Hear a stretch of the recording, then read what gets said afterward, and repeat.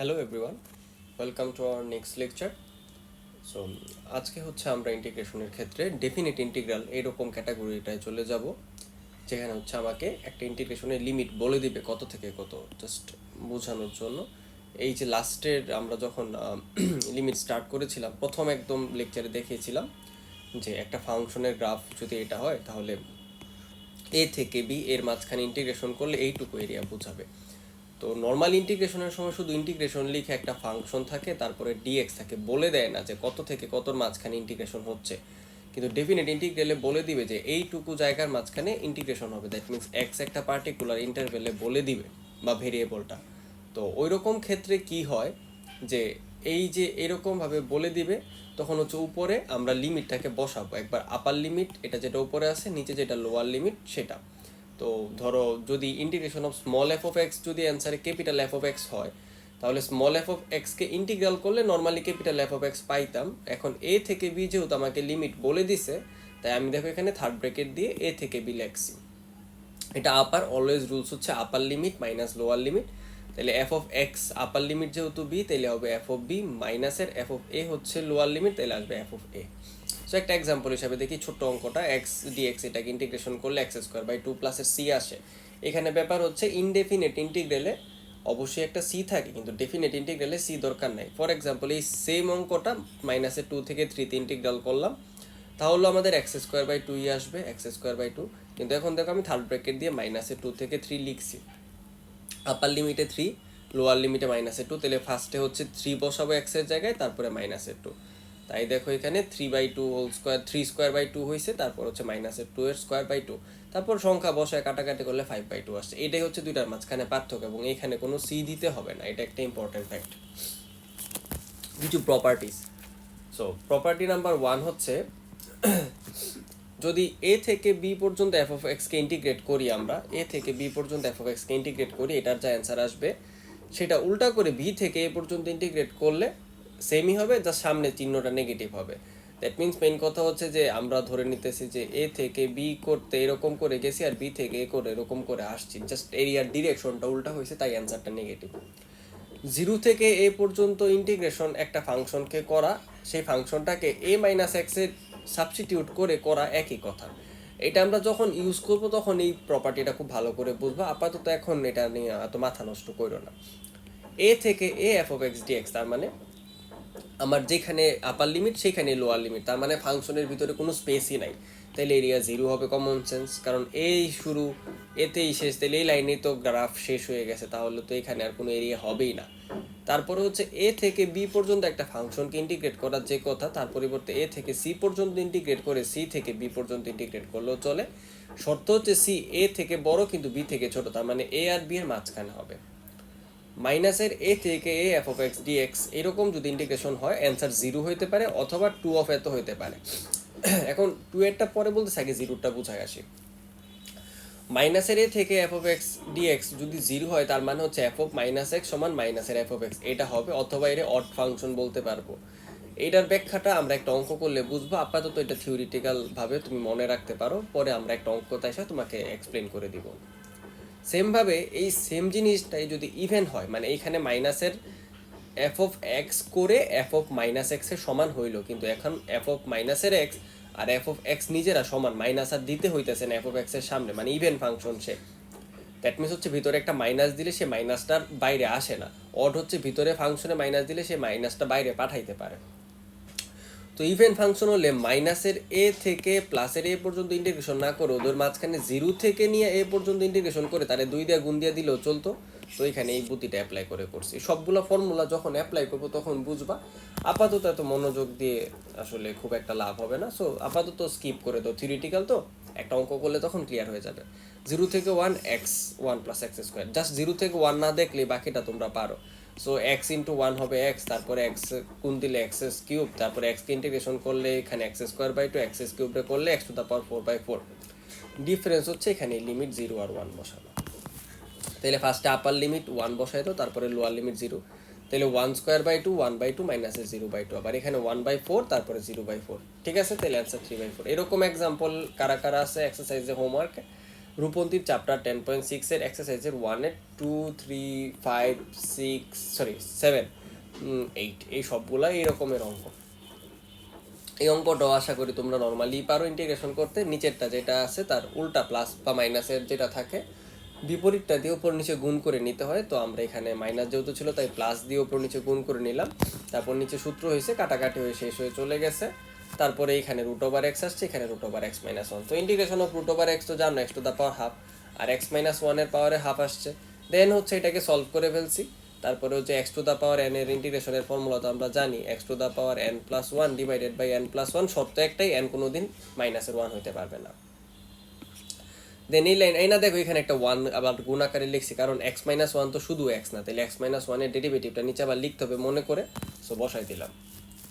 এরপরে সংখ্যা হিসাবে এখানে 2 আর 1 আপার লিমিট একবার x এর জায়গায় বসাবো, লোয়ার লিমিট একবার 1 বসাবো।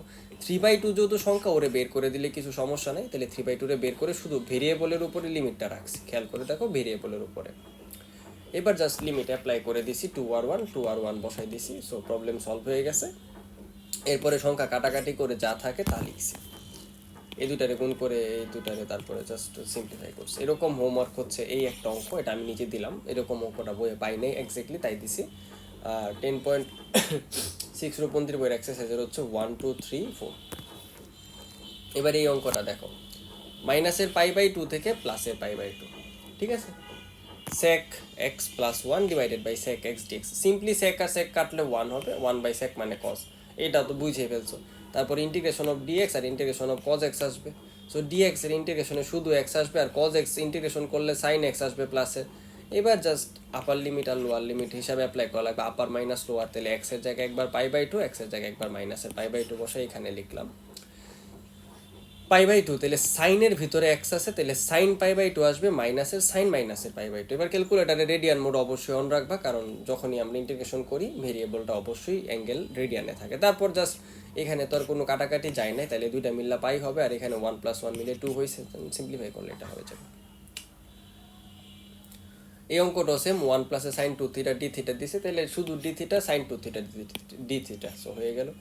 এটাকে ইন্টিগ্রেশন করলে শুধু থিটা আসবে, সাইন থিটার ইন্টিগ্রেশন করলে মাইনাসের cos θ আসতো, কিন্তু যেহেতু 2θ তাই নিচে আরেকটা 2 আসছে। সেম এবার যার যার জায়গায় লিমিট বসাই দিছি। তারপরে তুমি এটা ক্যালকুলেটারে করতে পারো, অথবা মুখে মুখে তোমার যদি বুদ্ধি থাকে করে ফেলতে পারো, দেন অ্যান্সার আসবে। √1 + sin x, এই অঙ্কগুলো আমরা নর্মালি করে রাখছি। √1 + sin x, এখানে এটাকে দেখে আগে sin 2θ সূত্র ভাঙ্গাই নিছি। ভাঙ্গায় যখন দেখছি সাইনের x/2 cos-এর x/2 লাগছে, তাহলে 1কে লিখছি sin² x/2 cos² x/2। এরকম অঙ্ক আমরা লেকচার 1 অথবা 2 তে অলরেডি করে আসছি। তারপরে এই তিনটা মিলে a + b হোল স্কোয়ার হয়েছে, তাহলে স্কোয়ার আর √ কেটে গেছে। তারপরে জাস্ট সিম্পলি একবার সাইনের ইন্টিগ্রেশন একবার cos-এর ইন্টিগ্রেশন করে বসাই দিছি লিমিট একসাথে। সো একসাথে করলে একটা ব্র্যাকেট দিয়ে লিখতে হবে, আলাদা আলাদা করে করলে দুইটা আলাদা আলাদা ব্র্যাকেট দিয়ে দুইবারে লিখতে হবে, একই কথা। তো নোটেশনের পরিচয় করানোর জন্য এইটাও করে দেখাইলাম। অনেকে হচ্ছে একসাথে একটা থার্ড ব্র্যাকেট দিয়ে পরে লাস্টের লাইনে করে দেখায়। এবার যার যার জায়গায় মান বসাইছি, দুইটা একসাথে থাকলে সেম যুক্তে আগে আপার লিমিট বসাইতে হবে। তাহলে π/2 আগে একবার এইখানে x এর জায়গায়, এইখানে একবার x এর জায়গায় বসাইছি। তারপর আবার 0 একবার এইখানে একবার এইখানে বসাইছি। এবং মনে রাখবা লোয়ার লিমিট বসাইলে সামনে সিম্বলটা নেগেটিভ করে নিতে হবে। হোমওয়ার্ক হচ্ছে এক্সারসাইজে 3 এর 1 2 3 আর 4। আমাদের প্রিয় একটা ইন্টিগ্রেশন অফ cos⁴ dx, খালি এখানে বলছি 0 থেকে π/2 লিমিট বলে দিছি। সো cos⁴ dx এর ইন্টিগ্রেশন করলে যে 3x/8 sin 2x/4 sin 4x/32 আসে, এটা তুমি জানো।